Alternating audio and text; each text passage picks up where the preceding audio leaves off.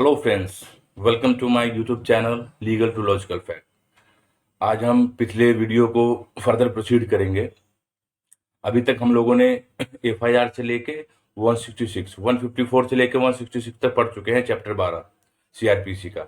आज हम पढ़ते हैं वेरी वेरी इंपॉर्टेंट सेक्शन, मतलब कि मैं आपको बता नहीं सकता कितना इंपॉर्टेंट है। तो ये एक्चुअली ये वीडियो उन लोगों के लिए जो लॉ इंटर्नशिप वाले हैं या जो भी ऐसे एडवोकेट जो नए नए स्टार्ट किए हैं अपना प्रैक्टिस करना, और जितने भी लॉ स्टूडेंट हैं उनसे रिलेटेड, जो एपीओ की तैयारी कर रहे हैं उनसे रिलेटेड, जो जुडिशियरी की तैयारी कर रहे हैं उनसे रिलेटेड। तो आज हम जानते हैं क्या होता है सेक्शन 167, जो कि बहुत इंपॉर्टेंट होने वाला है। इसमें यह बताया है प्रोसीजर व्हेन क्या है, when investigation can not completed within 24 hour. जब 24 आवर के अंदर इन्वेस्टिगेशन कंप्लीट नहीं होता तो फर्दर कैसे प्रोसीड करेंगे, उस केस में क्या किया जाएगा, तो ये बताया है सेक्शन 167 में। तो चलिए आज इसके बारे में हम लोग पढ़ते हैं 167। सबसे पहले आप लोग बेयर एक्ट ओपन कर लें, जिससे चीजें ठीक से समझ में आएगी। तो चलिए मैं आशा करता हूं कि आप लोग बेयर एक्ट ओपन कर लिए हैं। अगर बेयर एक्ट ओपन आप लोगों ने अभी तक नहीं किया है तो वीडियो पॉज करके पहले बेयर एक्ट ओपन कर लें। पेन पेंसिल भी आप यूज कर सकते हैं। इसके बाद पढ़ते हैं। तो 167 के फर्स्ट में क्या दिया हुआ है, कोई भी व्यक्ति जब अरेस्ट होता है या उसको डिटेन किया जाता है कस्टडी में पुलिस के द्वारा, when any person is arrested और detain in the custody by the police, और ये प्रतीत होता है कि इन्वेस्टिगेशन है जो 24 घंटे के अंदर पूरा किया नहीं गया है, जैसे कि सेक्शन 57 में दिया गया है कि कैसे इन्वेस्टिगेशन 24 घंटे में कंप्लीट करना है, क्या उसके बाद का क्या प्रोसीजर है, वो 57 में दिया गया। तो 57 हम इसके नेक्स्ट वीडियो में डालेंगे, तो 57 समझेंगे तब ये सेक्शन समझ में आएगा। तो कोई भी पर्सन या तो अरेस्ट किया जाता है या डिटेन किया जाता है, और it appear that the investigation can not complete within the period of 24 hour. अगर अन्वेषण, अगर जांच 24 घंटे के अंदर इन्वेस्टिगेशन नहीं होता है, जैसा कि सेक्शन 57 में दिया है, अगर ऐसा नहीं होता है और there are ground believing that the accusation, और ये विश्वास होता है, प्रतीत होता है कि कोई ना कोई ऐसा अपराध घटित हुआ होगा, तो उस केस में officer in charge of police station या कोई भी इन्वेस्टिगेशन ऑफिसर जो कि सब इंस्पेक्टर से नीचे का ना हो, ऐसे व्यक्ति वो shall transmit to the nearest magistrate को, उस व्यक्ति के जो अरेस्ट किया गया उसको नियरेस्ट मजिस्ट्रेट के पास, नियरेस्ट जुडिशियल मजिस्ट्रेट के पास पेश करेंगे। और साथ में जो भी उन्होंने इन्वेस्टिगेशन थोड़ा बहुत भी किया होगा, जैसे कब उन्होंने किस केस से रिलेटेड व्यक्ति को अरेस्ट किया गया है, कितने बजे अरेस्ट किया गया है, अभी तक आपने क्या मतलब सबूत इकट्ठा करा है, क्या जांच करा है, ये सारा रिकॉर्ड उस व्यक्ति के साथ मजिस्ट्रेट के पास पहुंचाया जाएगा। तो फर्स्ट में इतना ही। 167 के 2 में ये दिया है कि जैसे ही पुलिस ऑफिसर, कोई भी इन्वेस्टिगेशन ऑफिसर या कोई भी officer in charge of police station, जैसे ही अपने डायरी के साथ अपने जो भी रिपोर्ट उन्होंने अभी तक इन्वेस्टिगेशन किया है उसके साथ जैसे ही मजिस्ट्रेट के पास वो व्यक्ति को फॉरवर्ड करते हैं, तो वो मैजिस्ट्रेट क्या कर सकता है, समय समय पे जैसे उस व्यक्ति को वापस से पुलिस कस्टडी में दे सकता है इन्वेस्टिगेशन के लिए। अभी तक क्योंकि पुलिस को ये विश्वास है कि इसके पास कोई ना कोई सबूत मिल सकता है, तो वो पुलिस ऑफिसर मजिस्ट्रेट से रिक्वेस्ट करेंगे कि सर फर्दर इन्वेस्टिगेशन पर्पस के लिए मुझे इस व्यक्ति को पुलिस में कस्टडी में चाहिए। तो जो मैजिस्ट्रेट होंगे उस व्यक्ति को फर्दर पुलिस कस्टडी में दे सकते हैं। हो सकता है पहले 2 दिन के लिए दे, 4 दिन के लिए दे, 5 दिन के लिए दे, ऐसे इंस्टॉलमेंट में भी उसको पुलिस कस्टडी में दे सकते हैं। लेकिन इसमें यह भी बताया गया है कि ओवरऑल जो डिटेंशन का पीरियड होगा पुलिस कस्टडी में, वो 15 दिन से ज्यादा का नहीं हो सकता है। 15 दिन से ज्यादा का जो है मजिस्ट्रेट पुलिस कस्टडी में उस व्यक्ति को नहीं दे सकते हैं, चाहे इन्वेस्टिगेशन हुआ हो या चाहे इन्वेस्टिगेशन नहीं हुआ हो। तो 2 में यही है। 167 के 2 के क्लॉज ए में बताया है कि कोई after the expiry of 15 days, 15 दिन खत्म हो गया, पुलिस रिमांड में व्यक्ति को भेजा गया था, 15 दिन समाप्त हो गया। उसके बाद मैजिस्ट्रेट उस व्यक्ति को फिर जुडिशियल कस्टडी में भेजेंगे, पुलिस कस्टडी में फिर नहीं भेजेंगे। तो ऐसा सबसेक्शन ए में लिखा है कि पुलिस कस्टडी में नहीं भेजा जाएगा, उसे जुडिशियल कस्टडी में भेजा जाएगा जैसा वो उचित समझे। और इसमें ये बताया है no magistrate shall authorise the detention of accused person in the custody under the paragraph. अब देखिए, जैसे कि जुडिशियल कस्टडी में भी जो है उसकी भी लिमिटेशन लगाई गई है कि कब तक एक व्यक्ति जो एक्यूज हो कोई भी ऑफेंस का, उसको जुडिशियल कस्टडी में कब तक रखा जाएगा। तो सेक्शन 167 के सबसेक्शन 2 के सब क्लॉज फर्स्ट के फर्स्ट में दिया है 90 डेज जुडिशियल कस्टडी में कब तक रहेंगे, 90 डेज। अगर कोई भी ऐसा अपराध उस एक्यूज पे लगा हो जिसकी सजा या तो मृत्यु हो, या तो जिसकी सजा लाइफ इम्प्रिजमेंट हो, या तो कम से कम 10 साल से कम का ना हो, मतलब 10 साल तक का सजा हो, या तो लाइफ इम्प्रिजमेंट, या तो डेथ, या तो 10 साल तक का सजा हो। ऐसे केस में अगर एक्यूज पे आरोप लग रहा है तो 90 दिन तक उसको जुडिशियली कस्टडी में रखा जाएगा। तब तक अपना पुलिस जो है इन्वेस्टिगेशन कर सकती है। और इसके बी में लिखा है 60 डेज अगर कोई और ऑफेंस हो। और ऑफेंस जैसे पनिशमेंट हो सकता है कि 10 साल से कम का हो, है ना, जिसमें डेथ की पनिशमेंट नहीं हो, जिसमें लाइफ इम्प्रिजमेंट नहीं हो, तो उससे अदर देन इसके लिए दिया है 60 डेज जुडिशियल कस्टडी में रखा जाएगा। और इसमें है and after the expiry of said period of 90 days, 90 दिन या 60 डेज जो भी जो एक्यूज को दिया जाएगा, उसके बाद उस व्यक्ति को बेल पे रिलीज किया जा सकता है। बेल का जो प्रावधान है सेक्शन सीआरपीसी चैप्टर 33 में दिया है, उसको भी हम बहुत जल्द पढ़ने वाले हैं। तो उसको रिलीज कर दिया जाएगा अगर उन्होंने बेल फर्निश किया। तो बेल के लिए कहते हैं जमानत लेना, जमानत का जो प्रोसीजर होगा अगर उन्होंने फॉलो किया तो 90 दिन या 60 डेज के बाद जो है उसको बेल दे दिया जाएगा। इन्वेस्टिगेशन अपना पुलिस करती रहेगी, लेकिन उसको व्यक्ति को बेल दे दिया जाएगा। अब इसके बी में देखते हैं क्या, 2 के बी में लिखा हुआ है कि जैसे पुलिस वाले जो पुलिस कस्टडी में व्यक्ति को दिया जाता है, तो हो सकता है सबसे पहले उन्होंने 5 दिन का दिया हो, उसके बाद 2 दिन का दिया हो, जैसे टोटल पीरियड कितना का था, 15 दिन का था। तो जैसे जैसे टाइम को एक्सटेंड किया जाएगा, हो सकता है पहले 2 दिन का दिया हो, उसके बाद 4 दिन का दिया हो, तो 2 दिन का देने के बाद उस व्यक्ति को, एक्यूज्ड को मजिस्ट्रेट के सामने जब तक अपीयर नहीं होगा तब तक फर्दर डिटेंशन पुलिस कस्टडी में नहीं दिया जाएगा।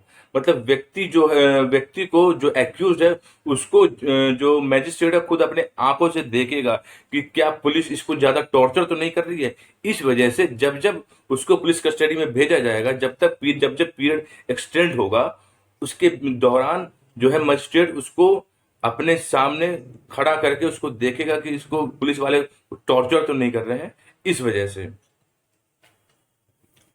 और इसमें ये भी बताया है कि वीडियो जैसे कि जो उसका अपीयर है, जो एक्यूज अपीयर होगा, उसको वीडियो मोड में भी अपीयर किया जा सकता है वीडियो कॉन्फ्रेंस के द्वारा। और 167 के 2 के सी में दिया हुआ है no magistrate of second class. जैसे कि मजिस्ट्रेट होते हैं फर्स्ट क्लास होते हैं, सेकंड क्लास होते हैं, उसके ऊपर जुडिशियल सीजेएम होते हैं। तो सेकंड क्लास जो मैजिस्ट्रेट है, नॉट स्पेशली, जब तक उनको हाई कोर्ट की परमिशन ना मिले, मतलब हाई कोर्ट से जब तक वो ऑथराइज ना हो तब तक वो जो है पुलिस कस्टडी में नहीं भेज सकते। मतलब ये है कि कोई भी सेकंड क्लास मजिस्ट्रेट व्यक्ति को पुलिस कस्टडी में नहीं भेज सकते हैं जब तक कि वो हाई कोर्ट उनको ऑथराइजेशन ना दे।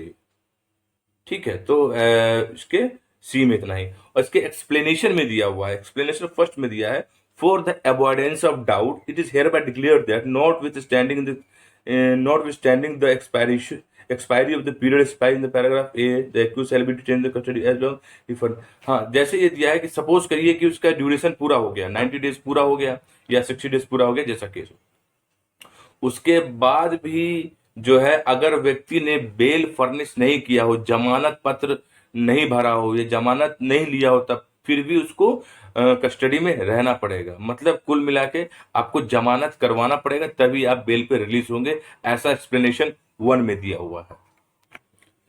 एक्सप्लेनेशन 2 में दिया हुआ है कि व्यक्ति की जो जो मैजिस्ट्रेट के पास जो अपियर होते हैं वो कैसे प्रूफ किया जाएगा, कि जैसे जब ट्रायल चलेगा तो ये कैसे माना जाएगा कि व्यक्ति को पर्सनल अपियरेंस हुए थे, फर्दर कस्टडी के लिए पर्सनल अपियरेंस किया गया था। तो इसके लिए इसमें एक्सप्लेनेशन 2 में दिया गया है कि जो भी फर्दर डिटेंशन अगर करेंगे इन द कस्टडी ऑफ पुलिस, तो उसके लिए क्या करेंगे, वो उसको हाँ जो जो भी ऑर्डर लिखेंगे उसमें जो है उनका मजिस्ट्रेट साहब का साइन किया जाएगा कि हाँ मैंने जो है इनको फिर से कस्टडी में भेजा है, पुलिस कस्टडी में। और जो ये व्यक्ति है इसका मैं मतलब जो उन्होंने अपने सारे जो भी डॉक्यूमेंट बनाएंगे उसका रीजन जो है उस पर साइन किया जाएगा। साइन करने से ये पता चल जाएगा कि जो है मजिस्ट्रेट के सामने इसकी अपेयरेंस हुई थी।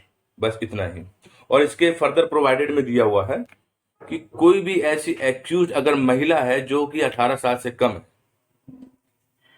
जिसको डिटेन किया गया था वो 18 साल से कम है, तो उसको फिर पुलिस कस्टडी में नहीं भेजा जाएगा। उसके लिए एक जगह बनाया गया है जिसको बोलते हैं हम रिमांड होम और रिकॉग्नाइज्ड सोशल इंस्टीट्यूशन। या तो कोई भी ऐसा रिमांड होम हो सकता है जिसमें सिर्फ और सिर्फ ऐसी महिलाओं को रखा जाता है, उनका एक अलग प्रोसीजर होता है। या तो कोई सामाजिक संस्था जो कि रिकॉग्नाइज्ड हो स्टेट गवर्नमेंट के द्वारा या सेंट्रल गवर्नमेंट के द्वारा, उनको नॉर्मली पुलिस कस्टडी में नहीं भेजा जा सकता है। तो इसके प्रोवाइडेड में यही दिया है। और इसके 167 के 2 के ए में ये जोड़ा गया था 1978 में अमेंडमेंट से। तो इसके 2 ए में पढ़ते हैं क्या है। 2 ए में बताया गया है कि जैसे पुलिस वाले जैसे कि जिस एरिया में उसकी डिटेन हुई है, कोई भी एक्यूज जो है जिस अरेस्ट किया गया, डिटेन किया गया है, उसके आसपास कोई भी जुडिशियल मजिस्ट्रेट अवेलेबल नहीं है किसी कारणवश, तो उस केस में उस व्यक्ति को जो नियरेस्ट एग्जीक्यूटिव मजिस्ट्रेट के पास भी भेजा जा सकता है। जिस एग्जीक्यूटिव मजिस्ट्रेट के पास जुडिशियल मजिस्ट्रेट की भी शक्ति हो या मेट्रोपॉलिटन मजिस्ट्रेट की भी शक्ति हो। कोई कोई स्टेट गवर्नमेंट ऐसा अपने वो अपना ऐसा लॉ बनाते हैं जिसमें एग्जीक्यूटिव मजिस्ट्रेट को भी बहुत सारे जुडिशियल मजिस्ट्रेट और मेट्रोपॉलिटन मजिस्ट्रेट की पावर दी जाती है। तो इस केस में अगर कोई जुडिशियल मजिस्ट्रेट अवेलेबल नहीं हो तो व्यक्ति को एग्जीक्यूटिव मजिस्ट्रेट के पास पेश किया जाएगा, जिसके पास जुडिशियल मजिस्ट्रेट और मेट्रोपॉलिटन मजिस्ट्रेट की शक्ति दी गई हो।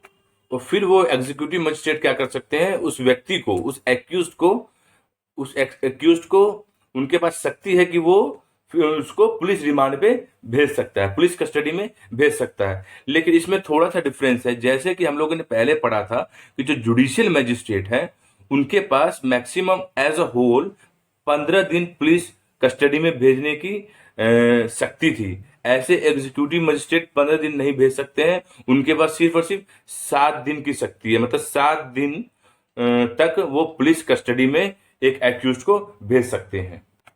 और वो एक्यूज को आफ्टर 7 डेज, सपोज करिए फिर कोई से जुडिशियल मजिस्ट्रेट के पास भी भेजा जा सकता है अगर कोई ऐसे अवेलेबल हो गए तो उसको उसके बाद जुडिशियल मजिस्ट्रेट के 7 दिन के अवधि खत्म होने के बाद ऐसा हो सकता है कि उसको दोबारा फिर से जुडिशियल मजिस्ट्रेट के सामने प्रस्तुत किया जाए जिनके जो कॉग्निजेंस लेने में इम्पावर्ड है। और वो क्या करेंगे, अगर वो चाहे तो फिर फर्दर जो एक्यूज को है पुलिस कस्टडी में भेज सकता है। लेकिन जो 7 दिन का जो पीरियड था, जो एग्जीक्यूटिव मजिस्ट्रेट ने उसको ऑलरेडी पुलिस कस्टडी में भेज दिया था, उसको इससे हटा दिया जाएगा। मतलब कि अब बचे 15 दिन में से सिर्फ 8 दिन, तो सिर्फ 8 दिन का फर्दर डिटेंशन दूसरे मजिस्ट्रेट जो जुडिशियल मजिस्ट्रेट होंगे वो दे सकते हैं, इससे ज्यादा का नहीं दे सकते हैं। और उसके बाद उसको फिर बेल लेने का राइट आ जाएगा। और इसके प्रोवाइडेड में ये दिया है कि जैसे एग्जीक्यूटिव मजिस्ट्रेट ने 7 दिन का उसको पुलिस कस्टडी दे दिया और उसके बाद अगर वो किसी और मजिस्ट्रेट के पास उसको उस एक्यूज को ट्रांसमिट कर रहे हैं, तो उस केस में जो भी उन्होंने उनका जो रीजन होगा, जो भी उन्होंने ऐसा डॉक्यूमेंट बनाया होगा एग्जीक्यूटिव मजिस्ट्रेट ने, जो पुलिस वाले ने एग्जीक्यूटिव मजिस्ट्रेट को सौंपा है, और एग्जीक्यूटिव मजिस्ट्रेट फिर क्या करेंगे, उसको वापस से उसको दूसरे मजिस्ट्रेट को भेज देंगे जिसके पास एक्यूज को भेजा जा रहा है after the expiry of 7 days. अब देखते हैं 167 का 3। इसमें दिया है magistrate authorising under subsection detention custody cell. हाँ, कोई भी मजिस्ट्रेट अगर किसी भी व्यक्ति को अगर पुलिस अभिरक्षा में भेजते हैं, पुलिस कस्टडी में भेजते हैं, तो उसका रीजन वो उस पर लिखेंगे, अपने पास रिकॉर्ड करेंगे कि क्यों हम उसको भेज रहे हैं। ठीक है, तो इसलिए यहाँ पे ये दिया है कि वो रीजन वहां पे रिकॉर्ड करके तभी उसको फर्दर जो है पुलिस कस्टडी में भेजेंगे, ऐसा 3 में लिखा हुआ है। और इसके 4 में है कि देखिए, जैसे कि जितने भी जुडिशियल मजिस्ट्रेट हैं सबके हेड होते हैं सीजेएम, चीफ जुडिशियल मजिस्ट्रेट। तो कोई भी judicial magistrate other then CJM, CJM अगर कोई सीजेएम के अलावा कोई भी जुडिशियल मजिस्ट्रेट अगर ऐसा any magistrate other than chief making such order such, हाँ, कोई भी ऐसा ऑर्डर दे रहे हैं, कोई भी जुडिशियल मजिस्ट्रेट चाहे फर्स्ट क्लास के हो चाहे सेकंड क्लास के हो, अगर ऐसा ऑर्डर दे रहे हैं पुलिस कस्टडी के लिए चाहे जुडिशियल कस्टडी के लिए, वो उसका एक ऑर्डर है, वो सीजेएम को फॉरवर्ड करेंगे, क्योंकि सीजेएम सबके उसके जितने भी जुडिशियल मजिस्ट्रेट है उसके सीनियर होते हैं, उनके सुपीरियर होते हैं।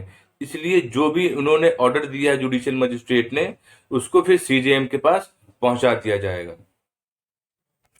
देखिए 167 के 5 में पढ़ने से पहले एक छोटा सा चीज समझते हैं कि जैसे भी कोई भी ऐसे अपराध होता है तो उसका जो ट्राइबल होता है अलग अलग मजिस्ट्रेट करते हैं। तो कुछ को समरी ट्रायल कहते हैं, कुछ को समन ट्रायल कहते हैं, समन केस, कुछ को वारंट ट्रायल कहते हैं। ऐसे 3-4 प्रकार के ट्रायल होते हैं जो कि मजिस्ट्रेट के द्वारा किए जाते हैं, वो हम चैप्टर शायद 18 में पढ़ेंगे। तो अगर कोई भी मैजिस्ट्रेट जो कि किसी भी केस को समरी ट्रायल कर रहे हो, समरी ट्रायल मतलब स्पीडी ट्रायल, मतलब कोई भी ट्रायल को एकदम तुरंत से एक लिमिटेड पीरियड में इसको समाप्त, मतलब कि बहुत ज्यादा सीरियस ना हो, ऐसा कोई समरी ट्रायल उस केस में होता है। तो कोई भी अगर मजिस्ट्रेट समन केस में अगर ट्रायल कर रहे हैं, कोई भी मजिस्ट्रेट अगर समन केस में ट्रायल कर रहे हैं, तो अगर वो इन्वेस्टिगेशन जो है 6 महीने तक भी पूरा नहीं होता है, बहुत सारे ऐसे केसेस होते हैं जब महीनों क्या सालों लग जाते हैं, सालों लग जाते हैं इन्वेस्टिगेशन होने में। तो कोई भी मजिस्ट्रेट अगर समन केस पे ट्रायल ले रहे हैं और जो इन्वेस्टिगेशन का पीरियड है 6 महीना से भी ज्यादा हो गया, 6 महीना बीत गया है और उसके बाद भी इन्वेस्टिगेशन अभी नहीं हुआ है, तो जो मैजिस्ट्रेट है फर्दर जो फर्दर इन्वेस्टिगेशन के लिए रोक लगा देंगे, कह देंगे भैया आप तुम्हारे बस की नहीं है, बहुत कर लिया इन्वेस्टिगेशन, अब तक अगर कुछ होना होता तो हो गया होता। तो ऐसा वो रोक लगा सकते हैं। लेकिन ये मजिस्ट्रेट तो रोक लगा सकते हैं, लेकिन अगर पुलिस वाले फिर क्या करेंगे, वो फिर सेशन जज के पास जाएंगे और वहां पे रिक्वेस्ट करेंगे कि सर इस केस में मुझे फर्दर इन्वेस्टिगेशन करना बहुत आवश्यक है, ऐसा संभावना है कि इन फ्यूचर में बहुत सारे मैं एविडेंस इकट्ठा कर सकता हूं। तो उस केस में सेशन कोर्ट के पास ये पावर है कि वो 6 मंथ से फर्दर एक्सटेंड कर सकता है इन्वेस्टिगेशन पीरियड को। ये बात जाने रही है, उस केस में फिर मजिस्ट्रेट के पास पावर नहीं है, उस केस में सिर्फ और सिर्फ सेशन जज जो है 6 महीने से ऊपर उस पीरियड को कर सकता है, जो इन्वेस्टिगेशन का पीरियड है उसको एक्सटेंड कर सकता है। मैंने सबसेक्शन 5 और सबसेक्शन 6 को कंबाइन पढ़ा दिया है, तो आप इसमें मैंने बेसिक आपको बता दिया है। एक बार जब आप रीडिंग देंगे तो चीजें समझ में आ जाएगी। आज का वीडियो थोड़ा सा बड़ा हो गया क्योंकि ये जो थोड़ा सा जो 167 बहुत ही ज्यादा इंपॉर्टेंट माना जाता है, प्री में भी पूछा जाता है और मेंस में से लंबे लंबे क्वेश्चंस बनते हैं। इस चैप्टर पे, चैप्टर 12 पे मैं एमसीक्यू लाने वाला हूं। जब ये चैप्टर खत्म हो जाएगा इस पे मैं एमसीक्यू बेस्ड क्वेश्चंस लाऊंगा, और अगर आपने उस क्वेश्चंस को सारा कर लिया तो इस चैप्टर में उससे आगे कोई एमसीक्यू नहीं बन सकता। 99% आपका सारा क्वेश्चन कंप्लीट हो जाएगा। तो बने रहिए हमारे साथ, ऐसे ही मैं वीडियो अपलोड करता रहूंगा। और अगर मुझे ऐसा लगा कि लोग मेरे से जुड़ रहे हैं तो फिर आने वाले समय में बहुत अच्छे अच्छे बहुत नए नए एक्ट लेके आऊंगा और उसको पढ़ा जाएगा। जब तक के लिए धन्यवाद। जय हिंद, जय भारत।